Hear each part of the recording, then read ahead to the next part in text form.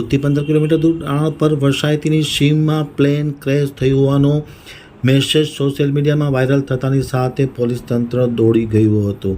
Police તંત્રએ તપાસ કરી હતી. અલગ અલગ પ્રકારના વરિષ્ઠ અધિકારીઓ પણ પહોંચી ગયા હતા.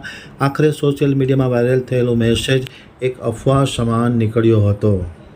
કચ્છમાં પ્લેન ક્રેશની ઘટનાની અફવાથી તંત્ર દોડતું થયું હતું. ભુજના નારણપુરમાં પ્લેન ક્રેશ થયો હોવાનો ફોટો સોશિયલ મીડિયા પર વાયરલ થયો હતો. વાયરલ થતાની સાથે નારણપુરમાં પ્લેન ક્રેશ થવાની ઘટનાને લઈને માનકુવા પોલીસે તપાસ હાથ ધરી હતી. પોલીસ દ્વારા સ્થળ તપાસ કરતા બનાવ અફવા હોવાનું જાણવા મળ્યું હતું. પોલીસ તપાસમાં જે પ્લેન ક્રેશનો ફોટો સોશિયલ મીડિયામાં વાયરલ થયો હતો તે પ્લેન સુડાનના જોગલી શહેરનું હોવાનું સામે આવ્યું છે અને 2022ની ઘટના હોવાનું પણ તપાસમાં જાણવા મળ્યું છે.